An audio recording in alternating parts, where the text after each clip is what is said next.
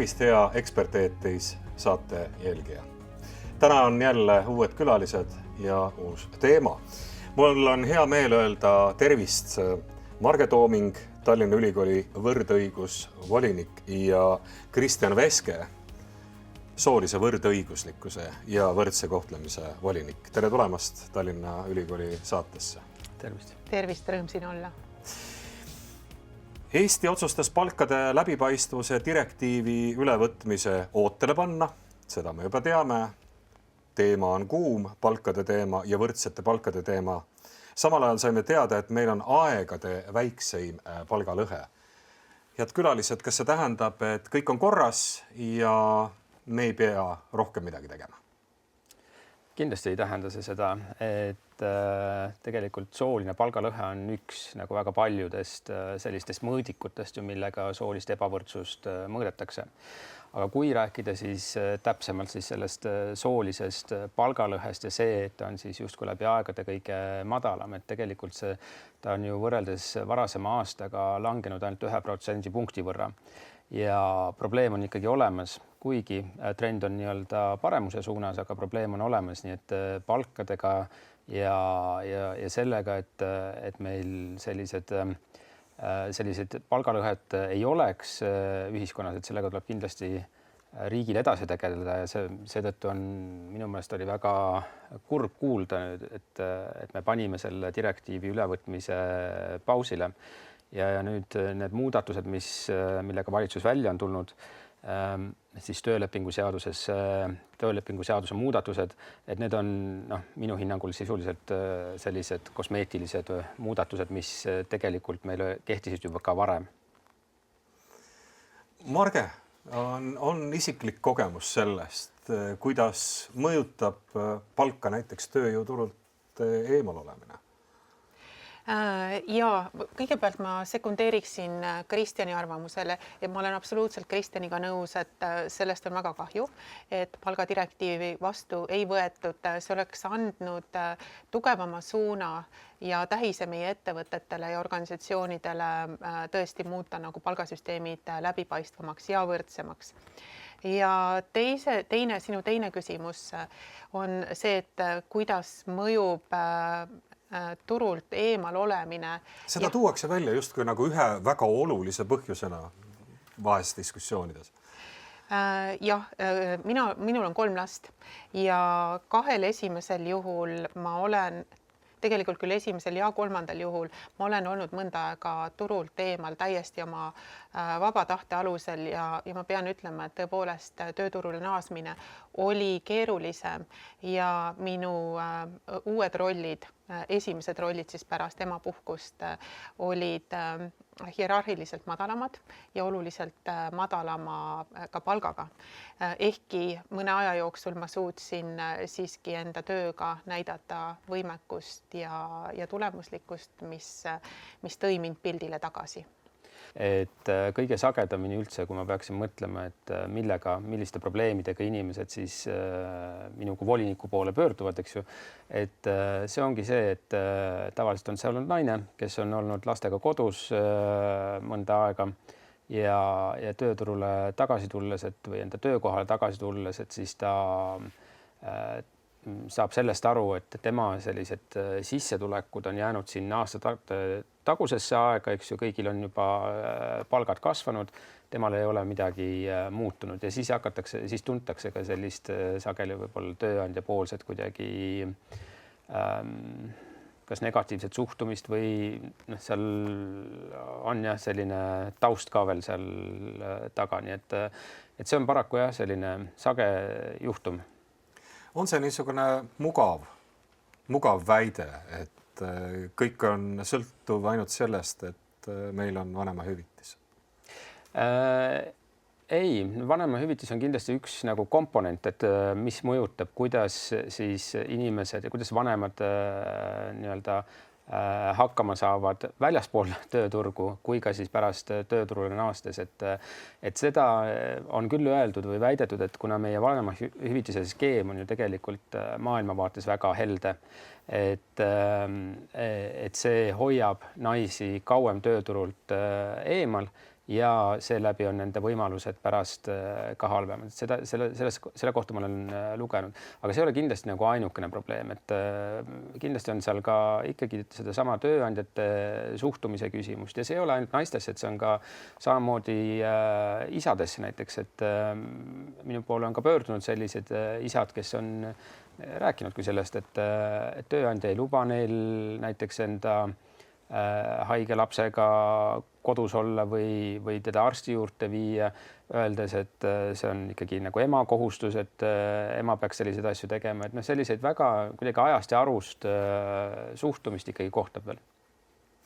Marge, kuidas tundub, kas võrdõiguslikkuses saaks midagi täna veel ära teha ka just selle sama teadlikkusega, et kas ei tegelikult teadlikkusega küllap võib-olla mitte, aga just suhtumisega?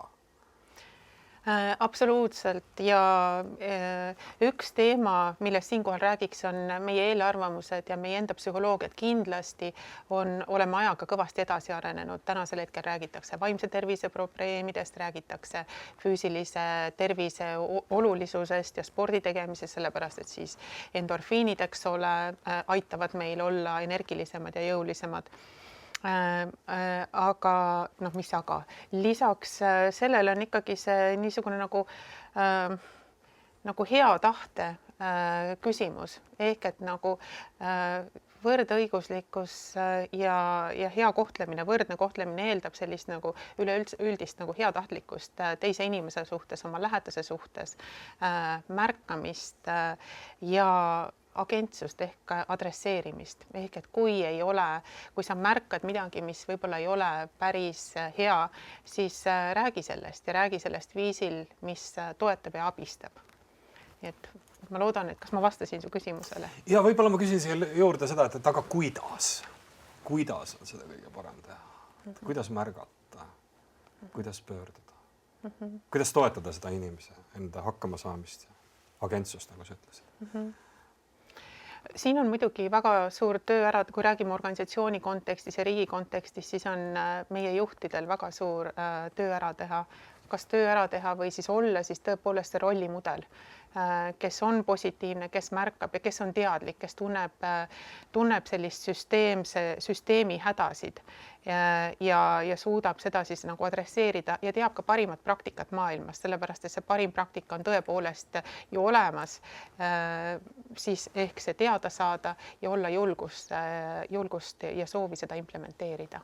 Ja nüüd me jõuame tegelikult tagasi selle palgadirektiivi juurde, mis tegelikult ju võikski olla nagu selline parim praktika. Jah, ja poliitiline liit näitab samamoodi ju eeskuju. Mida täna saaks teha veel võrdõiguslikkuse suunal? Sellist, mis tõepoolest ühiskonda võimestaks ja annaks märku, et võt nii on õige käituda. Kristjan.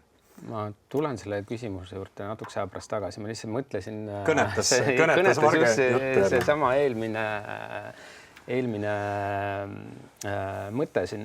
Et mis mulle on jäänud nagu silma, et mulle tundub, et me oleme nagu, ma ei tea, viimase 10 aasta jooksul, eks ju, on kuidagi see töö juhtimine ja töö juhtimiskultuur on läinud, on läinudki selliste pehmemate väärtuste poole ja et mõistmist, kui sa oled hea tööandja, sa pead nii-öelda enda töötajatest aru saama ja nii edasi, ja see on minu meelest täiesti hea suund olnud. Jah, hoolimine, motiveerimine, tähelepanemine. Aga siis on tekkinud sellised nagu Mark Zuckerberg Metast siis, eks ju, kes on kõvasti lajatanud, et ei, meil on tarvis sellist brutaalset maskuliinsust sinna tööle tagasi. Ja nüüd siis ka siin enda Eesti kontekstis nägime, kus ühe suure panga siis laseme pooled lahti ja 10% lahti, et nagu seda sorti suhtumine. Millist tunnet see tekitab neis, kes täna töötavad? Nüüd, et see on nagu selline muret tekitav suund minu jaoks natukene, et ta kuidagi kuulub sellisesse juba nagu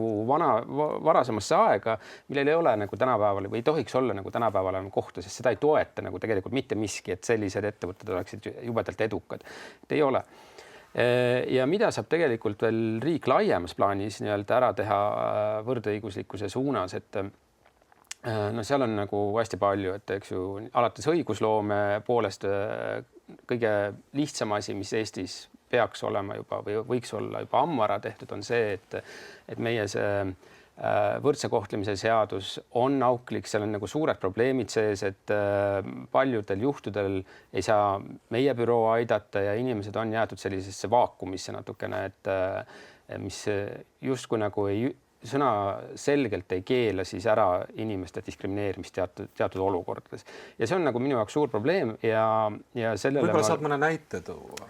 Kõige sellisem tüüpilisem näide või kõige mitte tüüpilisem või markantsem näide, seda mulle meeldib nagu tuua kogu aeg, on see, et meie poole pöördus üks turist, kes tuli teisest Euroopa riigist, minuvanune meesterahvas. Ja ta oli broneerinud endal siis veebis ööbimiskoha Tallinnas ja ta jõudis siia ööbimiskohta hilja õhtul ja tahtis sisse registreerida, andis enda passi ja siis talle öeldi seal registreerimislauas, teie siia ei saa, sest et te olete liiga vana. Ja ta hakkas selle peale nagu vaidlema, et mis absurd see on, et raha võtate mult ära, eks ju, ja siis ütlete, et ma olen liiga vana või et ma ei sobi siia. Ja siis tuligi välja, et seal sellises väikses kirjas siis oli kirjutatud tõepoolest see, et siis see konkreetne hostel võttis siis vastu kuni 40-aastaseid külastajaid. See mees pöördus meie poole, meie pidime tõdema, et meie õigusraam on selline võrdse kohtlemise seadus, mis siis sellistel juhtumitel, mis puudutab vanust, seksuaalset sättumust, usku, veendumusi, puuet, et seal me saame abistada inimesi ainult, kui need on tööturul, aga mitte teenuste saamisel. Et teenuste puhul palun väga selliste, siis jäävad meie käed nagu lühikeseks, ei saanudki midagi teha. Ütlesime sellele mehele, selgitasime ka siis asjad ära ja ma olen täiesti veendunud, et nüüdseks on Eestil nagu üks tagasi tulev turist vähem. Seda on kahju kuulda. Marge, Tallinna Ülikoolis, kas ka see fookus on pigem tööalastel suhetel, on ju organisatsioon või on see natuke laiem? Jah. Et esiteks meie fookus on kindlasti töösuhetel, sellepärast, et akadeemilised organisatsioonid on omapärased ja keerukad organisatsioonid. Nad on ühest küljest traditsioonilised ja teisest küljest nad soovivad olla uuenduslikud. Meil on olemas väga selged hierarhiad, akadeemilised hierarhiad ja siis ka ehk et nagu inimesed, töötajad, kes ei ole akadeemilised töötajad versus siis akadeemilised töötajad, kuigi me võime öelda, et selle versus asemel võime öelda, et ja akadeemilised ja mitte akadeemilised töötajad. Aga kuna ülikoolil tõepoolest on ju laiem ühiskondlik roll, siis teema on ka laiem. Me mõjutame tuleviku põlvkondasid, kes meie juures õpivad. Tallinna Ülikoolis on üle 8000 üliõpilase.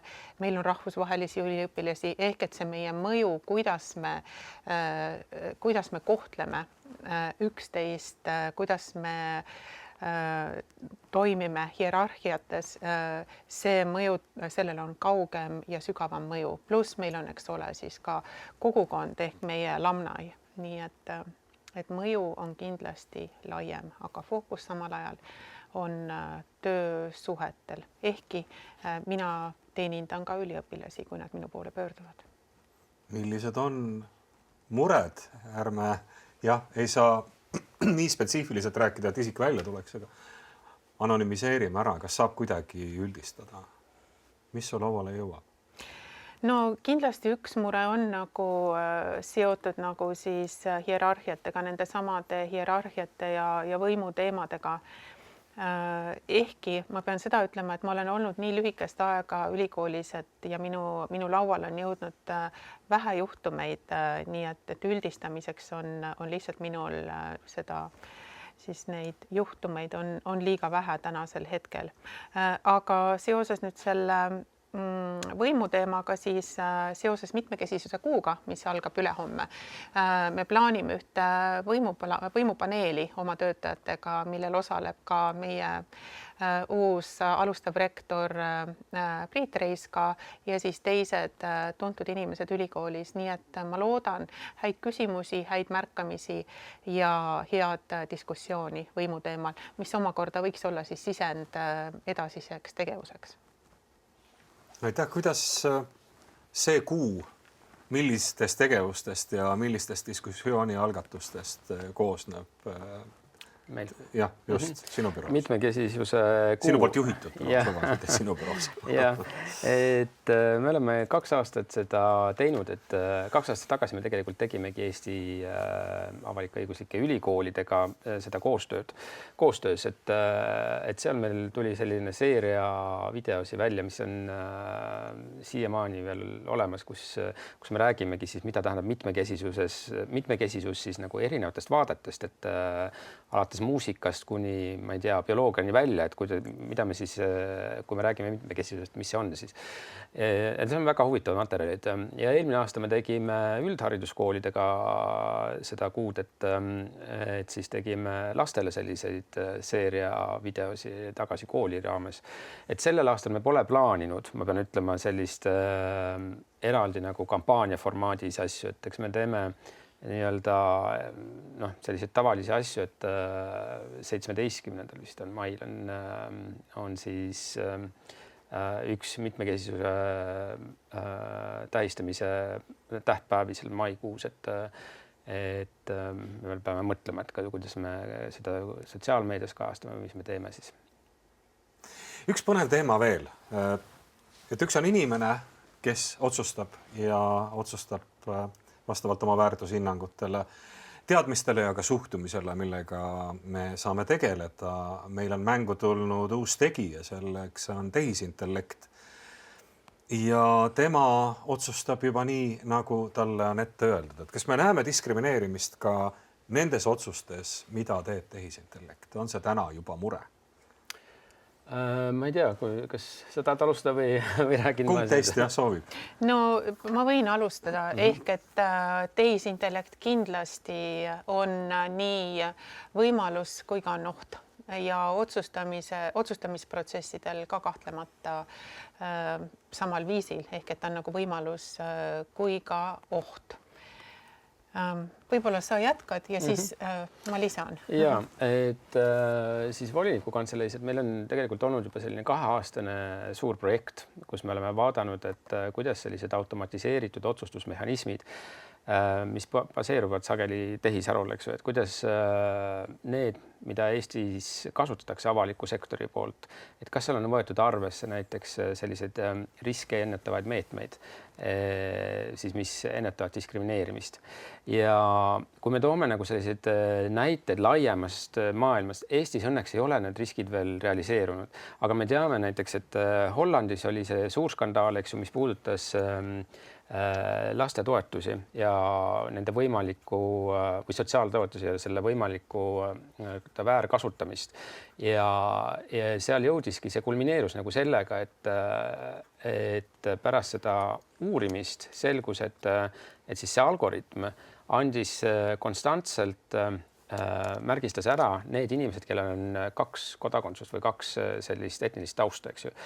Et kui potentsiaalsed väärkasutajad ja siis lisaks tehti automaatsed otsustused, et nad peavad mingeid summasid tagasi maksma, mis panid siis terved perekonnad, neid olid hästi palju seal, eks ju, panid terved perekonnad sellisesse väga raskesse rahalisse olukorda, et see läks kuni kohtuteni välja, eks ju, ja see kestis aastaid ja lõpuks siis 2021 aastal pidi ka Hollandi valitsus seetõttu tagasi astuma, sest nad lõpuks tunnistasid seda, et see on kõik nagu otsast lõpuni olnud vale.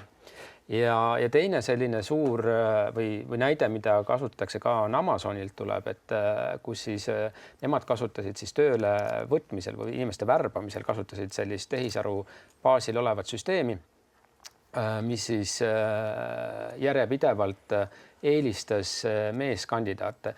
Ja kui siis hakati vaatama, et milles see probleem on, probleem oli selles, et need andmed, mille pealt siis seda tehisaru treeniti, et need andsid järjepidevalt kõrgemaid skoore siis meestele, et kuna naistel võisid olla rohkem võib-olla mingisugused karjäärikatkestusi või mis iganes, siis tehisaru õppis justkui sellest, et naised on sellised ebakindlamad töötajad.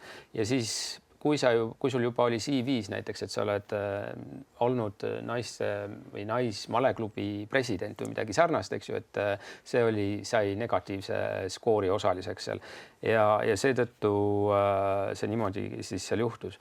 kui ma nüüd Eesti praktikast veel mõtlen, et üks juhtum, mis meieni on jõudnud tegelikult, kus selline tehisaru on olnud osaline selles diskrimineerimise juhtumis, oli siis selline, et üks asutus, mis pakub siis krediidiskooringu teenust ehk et teie tahate saada järelmaksu kuskilt, täidate ära ilusti selle vormi, eks ju. Ja siis tuleb kohe automaatselt ju vastus, et kas te saite, ei saanud. Robot hindab. Just. Ja siis, aga selgus, et nendes algoritmides seal samamoodi sees oli sugu kui üks kriteeriumitest ja soo ja vanuse kombinatsioon minu meelest, et meil olid pikad vaidlused siin ka siis krediidiandjatega sel teemal, aga selle kohta ma kirjutasin sellise pikema arvamuse, et see on ka meil koduleheküljel kättesaadav, kui tahate rohkem selle kohta lugeda, et ta on nagu tehniline ja keeruline, aga ta on ääretult oluline. Et ta ongi just oluline, et kuna ta toob välja sellest, et nii palju otsuseid meie elus tegelikult juba toimub, tehisaru pinnalt tehakse mingeid otsuseid meie kohta. Kas me saame sellest aru, kas me teadvustame sellest endale, see on nagu teine küsimus. Ja mida me siis teeme, kui meil ikkagi tundub see, et see otsus meie kohta ei ole olnud õiglane. Kas meil on kuhugi pöörduda, kas keegi oskab sellega tegeleda? Need on sellised suured küsimused veel.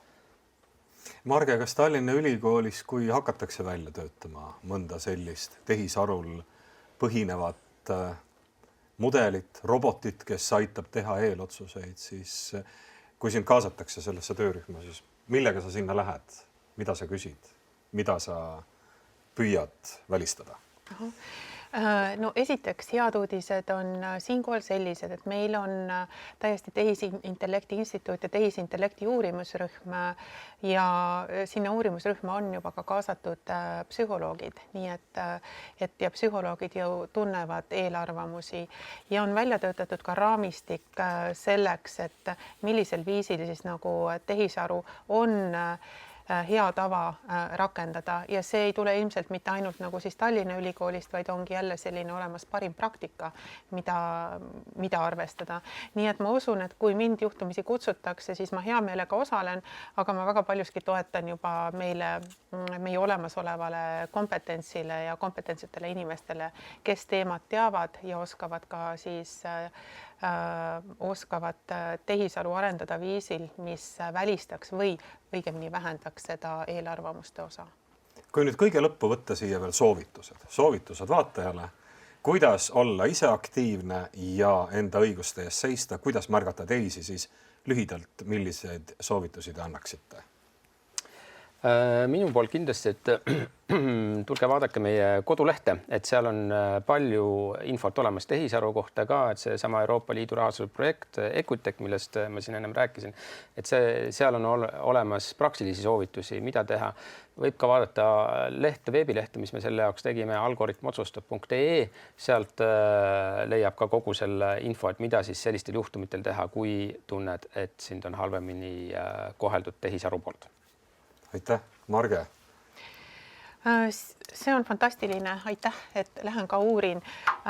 No tuleb kriitiliselt ikkagi mõelda, et kui ma kasutan tehisaru, et siis millist algoritmi või millist mudelit see tehisaru kasutab, kust need andmed saadakse ja mida minu kohta soovitakse teada saada. Ja kui nagu nendele küsimustele on vastus olemas, siis ehk on ka otsus teadlikum ja vigade ja ebamugavuste hulk väiksem. Aitäh, Marge, aitäh, Kristjan, saatesse tulemast ja aitäh, head vaatajad, kohtumiseni juba uues Eksperteetris episoodis.